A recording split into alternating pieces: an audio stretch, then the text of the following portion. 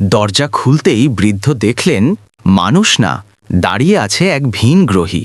কিন্তু ভয়ের বদলে তিনি যা করলেন তা কল্পনার বাইরে। এক শীতের রাতে বৃদ্ধ ওয়াং দরজা খুলতেই অবাক হয়ে দেখলেন দাঁড়িয়ে আছে ছোট্ট এক অদ্ভুত প্রাণী। চোখ দুটো গভীর, শরীর কাঁপছে ঠান্ডায়, কিন্তু ভয় না পেয়ে তিনি তাকে ভেতরে নিলেন। বহু বছর ধরে একা থাকেন ওয়াং, তাই অচেনা অতিথিকেও আপন করে নিলেন। তিনি এক গ্লাস পানি এগিয়ে দিতেই অবিশ্বাস্য ঘটনা ঘটল। প্রাণীটি ধীরে ধীরে পানি পান করল। ওয়াং জমকালো নাস্তা বানালেন, কিন্তু ছোট্ট অতিথি শুধু একটা জিনিস চাইল, আপেল।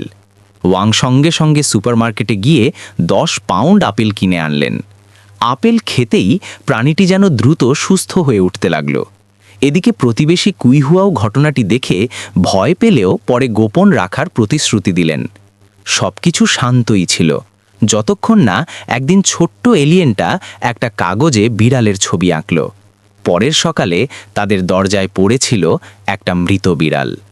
3 বৃদ্ধ তখন বুঝলেন এটা কাকতালীয় নয়, সম্ভবত তার মহাকাশযান ঠিক করতে আরও 6টি মৃত বিড়ালের প্রয়োজন।